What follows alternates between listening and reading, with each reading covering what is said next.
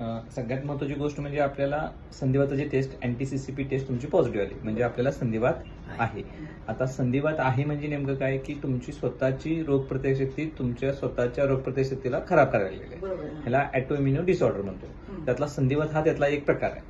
बरं, आता हे का शरीरामध्ये असं घडलं? का शरीरामध्ये तुमचीच इम्युनिटी तुम्हालाच खराब करायला लागली, तुमच्याच रोगप्रतिकारशक्तीनं तुमचीच रोगप्रतिकारशक्ती कमी करायला लागली, असं का घडायला लागलं? तर मी तुम्हाला काल बोलल्या पद्धतीनेच की स्वतःच आपण काहीतरी स्वतःला इंजुरी करून घेतो. तर तुमचा राग तुमच्या हिस्ट्रीमध्ये तुमचा राग हे तुमच्यासाठी मेन कारण आहे. आणि हे रागामुळं तुम्ही स्वतःलाच इंजुरी करून घेताय. म्हणजे मान अपमान सहन होत नाही, चुकीचं काही सहन होत नाही.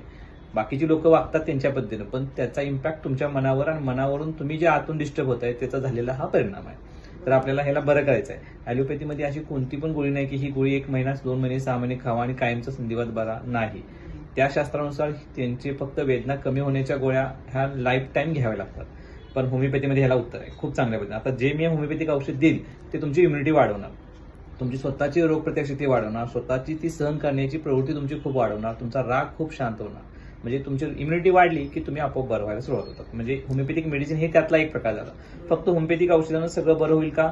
तर 100% नाही. तर स्टेप बाय स्टेप सगळ्या महत्त्वाच्या गोष्टी आहेत. तर त्यातला डाएट हा एक महत्त्वाचा पार्ट आहे. जो आपण डाएटबद्दल मी लास्ट टाइम पण तुम्हाला बोललो होतो की आपल्याला जास्त प्रोटीन्स खायचे आहेत, फॅट घ्यायचे आहे आणि खूप कमी प्रमाणात कार्बोहायड्रेट म्हणजे गोड असणारे पदार्थ, भात भाकरी चपाती ज्याची रूपांतर साखरेत होतं, ह्या गोष्टी आपल्याला कमी करायच्या आहेत. त्यामुळे तो एक पार्ट आहे जो डाएटचा. ते सविस्तर आपण नंतर बोलू डाएटबद्दल. दुसरा पार्ट व्यायाम, एक्सरसाइज. रोज शरीराचा हा फिटनेस वाढण्यासाठी व्यायाम हा महत्त्वाचा आहे. रोज 1 तास स्वतःसाठी द्यायचा. तर 1 तासामध्ये तुम्ही योगा करा, प्राणायाम करा, फिरून या, सिंपल हलके फुलके व्यायाम करायचे. जसे आपण स्कूलमध्ये करतो ना तशा टाईपचे व्यायाम तुम्ही झाले पाहिजे. आणि तिसरा सगळ्यात महत्त्वाची गोष्ट म्हणजे मेडिटेशन, ध्यान, ज्याच्यामध्ये आपल्याला हा मानसिक ताण आणि स्ट्रेस कमी करण्यासाठी सगळ्यात महत्त्वाचं टेक्निक म्हणजे मेडिटेशन. जे तुम्हाला रोज कमीत कमी सुरुवात 10 मिनिटापासून करा. 10 मिनिटं, 15 मिनिटं, अर्धा तास, ज्यावेळी कधी वेळ मिळतो शांत डोळे बंद करून स्वतःच्या एनर्जीला, स्वतःच्या आत्म्याशी आपण एकरूप व्हायचं. हे मेडिटेशन थोडंसं शिकून घ्या. तुम्हाला जर वाटलं तर आपण त्याबद्दल आणखी थोडंसं आम्ही ज्या पद्धतीने मेडिटेशन करतोय ते पण तुम्हाला मी सांगतो, त्या पद्धतीने आपण करूया त्या गोष्टी पुढच्या. मग ह्या 4 गोष्टी महत्त्वाच्या आहेत. पहिली गोष्ट होमिओपॅथिक औषध, दुसरी गोष्ट डाएट, तिसरी गोष्ट व्यायाम आणि चौथी म्हणजे मेडिटेशन. ह्या 4 गोष्टी केल्या की आपण 101% आपण बरं झालं पाहिजे. पण स्टेप बाय स्टेप.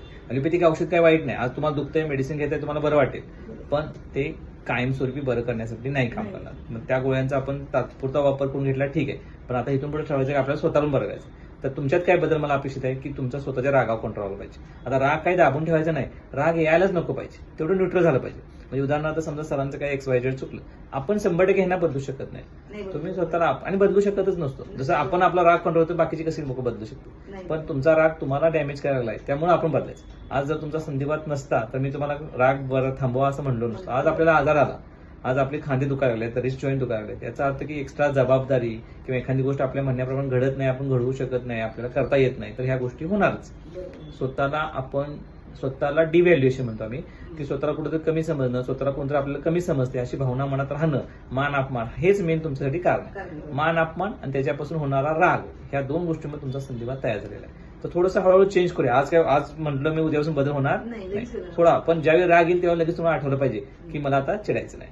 कुठं म्हणा ठीक आहे त्यांचं कोणी म्हणजे कोणी कमी नाही, कोण जास्त नाही, कोण उच्च आहे, कोण नीच आहे, हर श्रीमंत गरीब असं काहीही नसतं. आपल्या आत्म्याशी आपण एकरूप झालो, सगळ्या गोष्टी आपल्याला न्यूट्रल वाटतात. मग ह्याची सुरुवात झाली. हे कशापासून येणार तुम्हाला? मेडिटेशन मधून समजणार.